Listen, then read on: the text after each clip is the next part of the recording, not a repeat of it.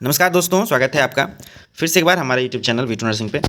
और आज जो है हम लोग post USC IGNOU entrance exam का जो क्वेश्चन पेपर हम लोग देख रहे थे। तो ये मेरा आज पार्ट 2 का वीडियो है। और पार्ट 2 अगर आपने अभी तक नहीं देखा है तो पार्ट 2 दिए गए डिस्क्रिप्शन लिंक में डिस्क्रिप्शन में मेरा लिंक है ये वीडियो का, आप वहाँ पर जा करके 1 से लेकर के 65 तक ऑलमोस्ट क्वेश्चन जो है हमने इसमें कवर किया है पार्ट 1 में। और पार्ट 2 में हम लोग 66 से आगे 120 तक जो है हम लोग एक बार देखेंगे।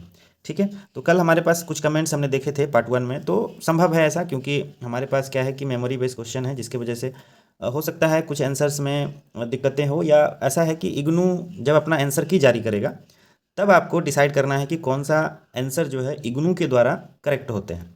क्योंकि हम 2-3 साल से देख रहे हैं कि इग्नू जिस आंसर को करेक्ट करता है वो उसी के लिए मार्क्स आपको देगा। तो इग्नू अगर लमसम अगर कंफ्यूजिंग क्वेश्चन है तो उसमें इग्नू की तरफ से डिसाइड किया जाएगा कि कौन सा आंसर राइट है और कौन सा आंसर रॉन्ग है। तो जैसे ही इग्नू की तरफ से आंसर की जारी किया जाएगा तो हम आपको ज़रूर इसी चैनल पे आपको आंसर की का वीडियो बाकायदा ऑल क्वेश्चन के साथ हम आपको एक बार बताने का ज़रूर प्रयास करेंगे। तो आज जो है आप लोग 66 से लेकर के 120 तक का जो क्वेश्चन है उसको देखेंगे।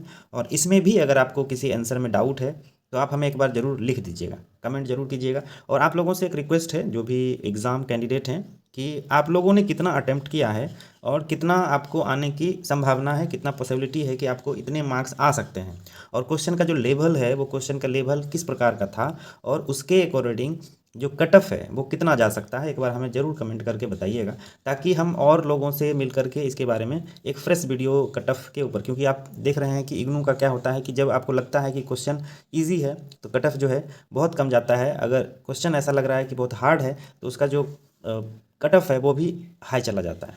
पिछले बार आपने देखा होगा कट ऑफ जो है बहुत ज़्यादा हाई गया था, लेकिन उससे पिछले बार कट ऑफ जो है नॉर्मल था। और इस बार आप ज़रूर बताइएगा कि कट ऑफ जो है कितना जा सकता है। ठीक है, तो चलिए आगे हम लोग क्वेश्चन को देखते हैं और हम आपको इसका आंसर भी बताते जाएंगे, और आप जो है इसको मिलाइएगा। ये क्वेश्चन बिल्कुल ओरिजिनल है, आप लोगों के लिए तैयार किया गया है, बहुत मेहनत से हमने तैयार किया है इसको। तो ज़रूर वीडियो को लाइक कर दीजिएगा अगर आप चैनल पे आए हैं, क्योंकि क्या है कि आप लोग सब्सक्राइब नहीं करते हैं, सब्सक्राइब कर दिया कीजिए, ताकि हमें भी लगे कि नहीं, आप लोगों का अगर हेल्प हुआ है तो हमें उसके बदले में सब्सक्राइबर मिले हैं। ठीक है, तो चलिए आगे शुरू करते हैं। 66 का, the most common type of hepatitis seen among children in India. कौन सा ऐसा हेपेटाइटिस है जो कि भारत में सबसे ज़्यादा बच्चों में पाया जाता है?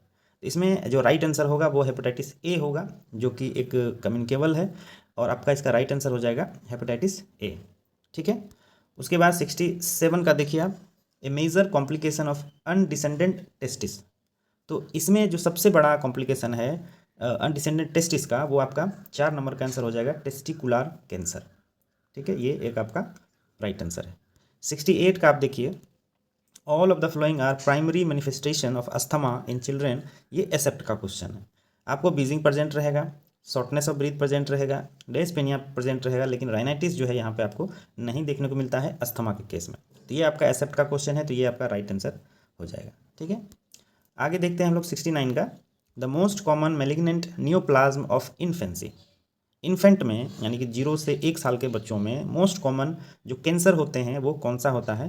तो आपका न्यूरोब्लास्टोमा राइट आंसर चला जाएगा। ये आपका न्यूरोब्लास्टोमा जो 4 नंबर में है, ये राइट आंसर। ठीक है, आगे हम लोग देखते हैं 70 का, a child suffering from red और blue spot on skin muscle and joint pain and X-ray relieving Frankel line. इसके क्वेश्चन के लिए इसका आंसर के लिए हमें काफ़ी ज़्यादा जो है मेहनत करना पड़ा था, और लास्टली हमको इसका जो आंसर है वो मिला भी नहीं। अगर आप 70 का आंसर आपको पता है तो 70 का आंसर जो है आप एक बार ज़रूर हमें बताइएगा। ठीक है, ऐसे तो ऐसा लग रहा था जैसे 1 नंबर एकोंड्रोप्लासिया होगा, लेकिन हम कंफर्म नहीं थे तो हमने इसका आंसर किया नहीं है। तो आप लोग हमें ज़रूर 70 का आप आंसर ज़रूर बताइएगा। उसके बाद हम लोग आगे देखते हैं 71 का, all of the following are causes of constipation among toddler. ठीक है, टोडलर में जो कॉन्स्टिपेशन के काउज होते हैं वो क्या होता है, एक्सेप्ट में पूछा। First, toilet trailing, fear of ball movement, excessive milk intake, painful ball movement. तो आपका राइट आंसर जो होगा वो क्या हो जाएगा, ये वाला। ठीक है, painful ball movement.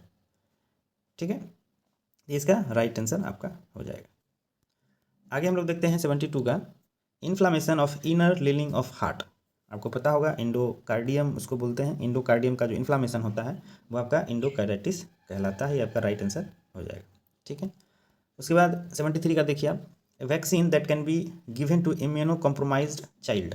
Immuno compromised वो बच्चे होते हैं जो जिसका इम्यूनिटी बहुत वीक होता है, तो वीक इम्यूनिटी के बच्चों में कौन सा वैक्सीन दे सकते हैं, तो हम लोग HIV, ठीक है, ये हम लोग दे सकते हैं। तो इसका राइट आंसर ये हो जाएगा। आगे 74 का देखिए, a newborn if kept naked on cold surface lose heat by, ठीक है, तो क्या हो जाएगा इसका कंडक्शन होता है, ठीक है, इसका कंडक्शन राइट आंसर है। आपको पता होगा किसी भी नंगे बच्चे को, नेक्ड बेबी को अगर आप कोल्ड सरफेस यानी ठंडी सतह पे रखते हैं तो उससे जो उसका हीट, बॉडी हीट जो ट्रांसफ़र होता है, उस प्रोसेस को क्या कहते हैं, तो ये आपका कंडक्शन कहलाता है। 75 का देखिए, कॉम्प्लीमेंट्री फीडिंग कब से शुरू करना चाहिए, तो कॉम्प्लीमेंट्री फीडिंग बहुत ही आपको पता होना चाहिए कि हम लोग जो है 6 महीना के बाद, ठीक है, 6 महीना के बाद जो है हम लोग कॉम्प्लीमेंट्री फीडिंग जो है शुरू कर देते हैं। उससे पहले जो होता है वो एक्सक्लूसिव ब्रेस्ट फीड होता है, ठीक है, तो 6 महीना इसका राइट आंसर हो जाएगा। 76 का देखिए, one of the following is a disorder of perception. तो परसेप्शन का जो डिसऑर्डर है वो क्या है इसमें, इल्यूजन। आपको पता होगा परसेप्शन का 2 डिसऑर्डर होते हैं, इल्यूजन होता है और एक हालुसिनेशन होता है, तो इसमें इल्यूजन आपका राइट आंसर हो जाएगा। 77 का देख लीजिए, in lithium therapy the serum lithium level is monitor for the first time. Lithium therapy में हम सबसे पहले लिथियम का जो लेवल है वो कब मॉनिटर करते हैं, तो ये जो है आपका पहला डोज देने के बाद 3 से 5 दिन के बाद जो है हम लोग इसका लेवल को चेक करते हैं, तो ये आपका राइट आंसर हो जाएगा। आगे देखिए 78 का, persecutory delusion is commonly seen in, ठीक है, अब इसमें देखिए क्या है, इसमें भी 2 आंसर, आप बाइपोलर अफेक्टिव डिसऑर्डर भी कह सकते हैं, पैरानॉइड सिजोफ्रेनिया भी कह सकते हैं। अब इसमें इग्नू कौन सा आंसर को राइट करेगा ये इग्नू के ऊपर है, हालांकि हमने पैरानॉइड सिजोफ्रेनिया को इसका आंसर माना है, ठीक है। उसके बाद देखिए क्या है 79 का, डाइसल्फिराम थेरेपी इंडिकेट करता है किसको, तो आपको पता होगा इसमें क्या होता है, जो अल्कोहल डिपेंडेंस लोग होते हैं उनमें डाइसल्फिराम थेरेपी को हम लोग यूज़ करते हैं, तो इसका राइट आंसर हो जाएगा अल्कोहल डिपेंडेंस, ठीक है। अगला 80 नंबर का क्वेश्चन है, worthlessness, hopelessness and helplessness characteristic of, किस बीमारी में वर्थलेसनेस देखा जाता है, होपलेस देखा जाता है और हेल्पलेस देखा जाता है, ये आपका डिप्रेशन का एक लक्षण है, इसका डिप्रेशन राइट आंसर हो जाएगा, ठीक है। 81 का देखिए, a person who is aloof isolated and does not socialise, ऐसे बच्चे ऐसे लोग जो समाज से बिल्कुल अलग हैं, ठीक है, वो क्या कहलाते हैं, तो इसका जो राइट आंसर होगा वो विड्रॉन का होगा। हो सकता है ऑप्शन आगे पीछे हो, एक बार आप लोग देख लीजिएगा, तो इसका राइट आंसर होगा वो विड्रॉन होगा, ठीक है। उसके बाद यहाँ पे देखिए 82 का, अनसेकेबल एंड परसिस्टेंट आइडियाज़ क्या कहलाता है, तो ये आपका डेल्यूजन कहलाएगा, इसका राइट आंसर हो जाएगा डेल्यूजन, ठीक है। 83 में देखिए, insight is impaired in all except, insight किस में इम्पेयर्ड होता है और उसका एक्सेप्ट का क्वेश्चन है, तो हम लोग सिजोफ्रेनिया में भी इनसाइट होता है पर से एक्सेप्ट का क्वेश्चन है, तो इसका क्या हो जाएगा आपका फोबिया हो जाएगा, ठीक है, तो ये जो आंसर होगा इसमें आपका फोबिया राइट आंसर हो जाएगा, ठीक है, क्योंकि ये सारे जो डिसऑर्डर हैं इसमें सारे में इम्पेयर्ड होता है इनसाइट, जबकि फोबिया में साइट जो है मौजूद होते हैं। अब आप जज कर सकते हैं क्या सही है क्या गलत है, बाकी जो डिसऑर्डर है उसमें हम लोग जज नहीं कर सकते, तो फोबिया इसका राइट आंसर हो जाएगा। आगे हम लोग 84 का देखेंगे, one of the following is use the management of acute opioid overdose, opioid overdose में हम लोग किस ड्रग का यूज करते हैं एंटीडोट के रूप में, तो इसका नैलोक्सोन का हम लोग जो है यूज़ करते हैं, इसका राइट आंसर हो जाएगा नैलोक्सोन, ठीक है। आगे 85 का देखिए, a client centred therapist will use, client को सेंटर में रख के जो थेरेपीज़ दिए जाते हैं वो क्या कहलाता है, तो वो जो है आपका क्या कहलाएगा, वो एम्पैथी कहलाता है, ठीक है, एम्पैथी इसका राइट आंसर हो जाएगा। आगे देखिए 86 का, one of the following is use to treat dystonia in a client who is in antipsychotics, ठीक है, डायस्टोनिया को ट्रीटमेंट के लिए जो एंटीसाइकोटिक ड्रग देते हैं, जो एंटीसाइकोटिक क्लाइंट में जो ड्रग चल रहा है उसमें हम लोग डाइफेनाइलहाइड्रामाइन का यूज़ करते हैं, ठीक है, तो इसका आंसर हो जाएगा डाइफेनाइलहाइड्रामाइन। आगे हम लोग देखते हैं 87 का, the most important factor in successful therapeutic relationship, तो इसमें आपको पता होगा क्या होना चाहिए, ट्रस्ट होना बहुत ज़रूरी है, ट्रस्ट रहेगा तो पेशेंट और जो नर्सिस का जो रिलेशन होता है थेरेप्यूटिक रिलेशन वो काफ़ी ज़्यादा बॉन्डिंग होते हैं और ये सक्सेसफुल ज़्यादा देखा जाता है। 88 का जो क्वेश्चन था ये भी थोड़ा क्वेश्चन सही था, hero worshipping is a form of, तो ये जो कंडीशन है ये आपको फैंटेसी में देखने को मिलता है, इसका राइट आंसर हो जाएगा फैंटेसी, ठीक है। 89 का देखिए, क्लाउडिंग ऑफ कॉन्शियसनेस किस में देखा जाता है, क्लाउडिंग ऑफ कॉन्शियसनेस, ये आपको जो है कहीं कहीं अगर आप गूगल सर्च करते हैं तो आपको सिजोफ्रेनिया भी देखने को मिलेगा, लेकिन इसका जो राइट आंसर होगा वो डेलेरियम होगा, इसका राइट आंसर है। ठीक है, और आपके अकॉर्डिंग कौन सा क्वेश्चन आपने करके आया है एक बार हमको जरूर बताइएगा। आगे हम लोग देखते हैं 90 का, following are the clinical feature of mania. Except का क्वेश्चन है, तो मेनिया में हम किसको नहीं देखते हैं। ठीक है, तो डिसओरिएंटेशन जो होता है ये आपका राइट आंसर हो जाएगा। ठीक है, 91 देखते हैं, एससीजी हार्मोन कौन प्रोड्यूस करता है। एससीजी हार्मोन आपको पता होगा प्लासेंटा से इसका सेक्रेशन होता है, तो इसका जो राइट आंसर होगा वो साइनोसिटियोट्रोफोब्लास्ट इसका राइट आंसर हो जाएगा। ठीक है, आगे 92 देखिए, ये अरेंजिंग फॉर्म के लिए क्वेश्चन था, जिसमें आपको फेलोपियन ट्यूब के जो पार्ट्स हैं वो आपको अंदर से बाहर की तरफ आपको अरेंज करने थे। तो इसका जो राइट आंसर हो जाएगा वो आपका राइट आंसर होगा, पहले तो आप सी देखिए, ठीक है, उसके बाद आपका डी देखिए, उसके बाद आपका ए आएगा, उसके बाद बी आएगा। ठीक है, तो यहाँ पे आप देख लीजिएगा, सबसे पहले आपका सी आएगा, फिर डी, फिर ए और बी। तो यहाँ पे ये आपका राइट आंसर 2 नंबर इसका हो जाएगा। ठीक है, उसके बाद 93 का देखिए, यहाँ पे height of uterus in midway between umbilicus and xiphisternum. इसका जो राइट आंसर है वो आपका 24 वीक का करेक्ट जाएगा। ठीक है, 24 वीक। आगे 94 में देखिए, all of the following are characteristic of true labour pain. True labour pain, और ये हाँ एक्सेप्ट का क्वेश्चन है, इसमें क्या होगा, एसोसिएट विथ सो नहीं होता है इसमें। बाकी जो सारे आंसर दिए गए वो राइट है, जबकि ये आपका रॉन्ग है, तो ये आपका राइट आंसर हो जाएगा। आगे 95 में देखिए, the most important immunoglobulin that provide immunity to newborn present in breast milk. तो ब्रेस्ट मिल्क में जो इम्यूनोग्लोबुलिन पाए जाते हैं वो आपका IgA पाया जाता है, इसका राइट आंसर हो जाएगा। ठीक है, आगे 96 में देखिए, in case the uterus become boggy after 1 hour of delivery the immediate action of the midwife should be. ठीक है, बॉगी यूट्रस अगर आपको जस्ट डिलीवरी के बाद देखने को मिल रहा है तो सबसे पहला जो एक्शन होगा वो आपका मसाज द यूट्रस होगा, ये आपका राइट आंसर है। ठीक है, 97 का देखिए, all of the following are measure to prevent eclampsia in pregnancy except. ये भी एक्सेप्ट का क्वेश्चन है, तो इसमें हम लोग क्या करते हैं, तो इसमें जो हम लोग करते हैं वो आपको जो देखने को मिलेगा, सबसे पहले तो हम लोग क्या करते हैं, इक्लेम्सिया है ये भी आपको ब्लड प्रेशर मॉनिटर करने की आवश्यकता है। प्रेगनेंसी हाई रिस्क को हम लोग स्क्रीन करेंगे, और फॉलिक एसिड भी हम लोग उसमें एडमिनिस्टर करेंगे, जबकि कंजप्शन ऑफ बैलेंस डाइट जो हम लोग अवॉइड करेंगे। ये इसका राइट आंसर यहाँ पे हो जाएगा। 98 का देखिए, complete breech presentation include. Complete breach है तो आपको पता होगा जो बेबी होते हैं उसका जो पैर है डाउन साइड में होते हैं, तो ये कंडीशन जो है ब्रीच का होता है। लेकिन आपको कंप्लीट ब्रीच पूछा है तो इसमें क्या होगा, इसमें जो होगा आपका normal attitude with full flexion of hip and legs, ये आपका राइट आंसर हो जाएगा। आगे हम लोग 99 देखते हैं, पेन और डिस्कम्फर्ट इन काफ मसल और thigh which increase on dorsiflexion of the foot. आपको पता होगा काफ मसल में अगर कंफर्ट और पेन है तो वो जो साइन कहलाते हैं वो आपका होमन साइन का कहलाता है, तो इसका राइट आंसर हो जाएगा होमन साइन। ठीक है, 100 है, delayed cord clamping is contraindicated in. कौन से मदर में हम लोग कॉर्ड को जो है डिले नहीं कट करेंगे, यानी आपको सडन तुरंत आपको कट करना है, तो ये जो है आपको प्रीटर्म बेबी में देखने को मिलेगा, क्योंकि इन्फेक्शंस के जो चांसेस होते हैं इसमें ज़्यादा कॉम्प्लिकेटेड होते हैं, इसलिए जल्दी से जल्दी इसका कॉर्ड क्लैंप करके आपको रिससिटेट इसको करना है।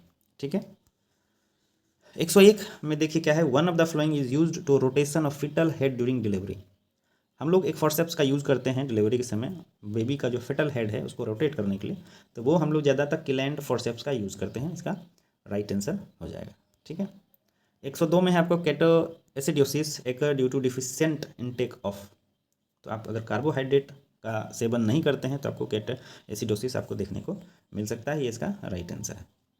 ठीक है, 103 का देखिए, the drug that has power to excite uterine contraction is known as. तो यूट्राइन कॉन्ट्रैक्शन के लिए जो ड्रग यूज़ होते हैं वो आपका ऑक्सीटोसिन होता है, इसका राइट आंसर हो जाएगा।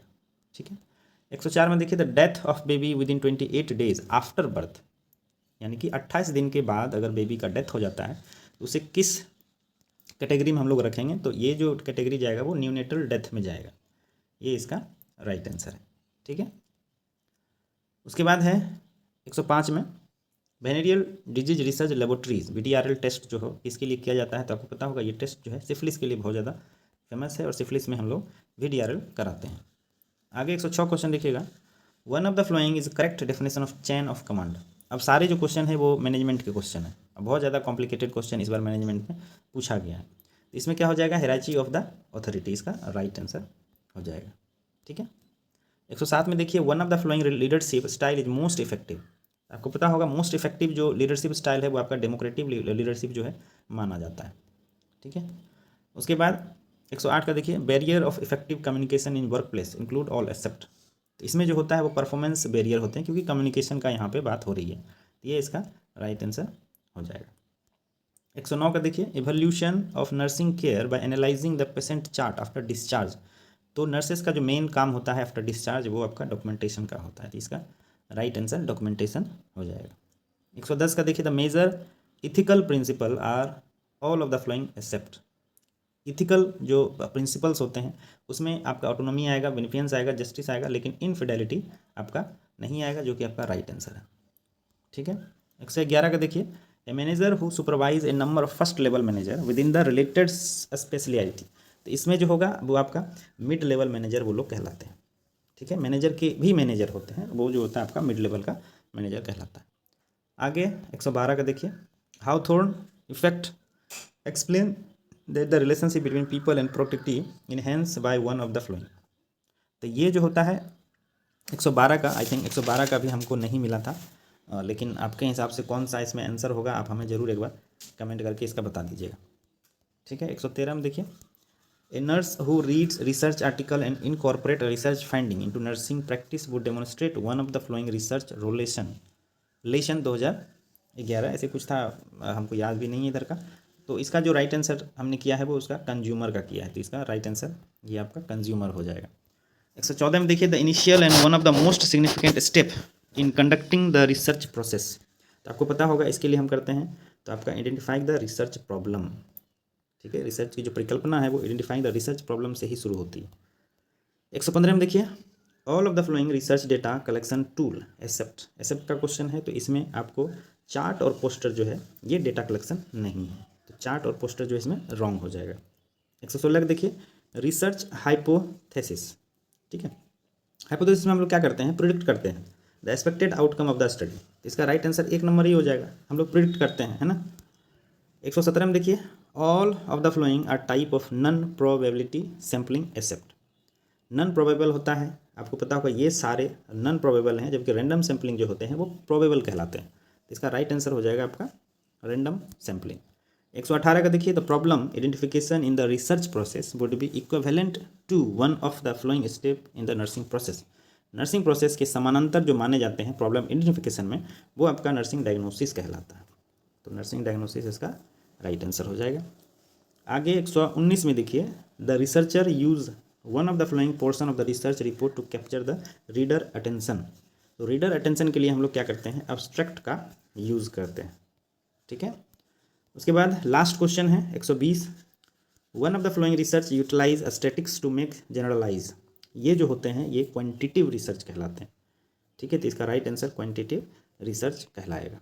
तो ये जो है हमने 2 भाग में, वीडियो हालांकि बहुत लंबा हो जाता है इसीलिए हमने 2 भाग में पार्ट 1 पार्ट 2 करके हमने आपको लगभग आई थिंक 112 क्वेश्चन हमने आपको करा दिया। मात्र 7, 8, 9 क्वेश्चन ही छूट गए हैं हमसे, बाकी हमने आपको 112 लगभग क्वेश्चन करा दिया है। अगर इसमें से आपका 90 आई थिंक 80 to 90 अगर आपको लग रहा है कि मेरा सही है, तो फिर आई थिंक आपका रिजल्ट जो है श्योर है। बाकी हमने आपको कट ऑफ के लिए पूछा था, हमने आपको लेवल के लिए पूछा था, तो एक बार हमें ज़रूर कमेंट करिएगा।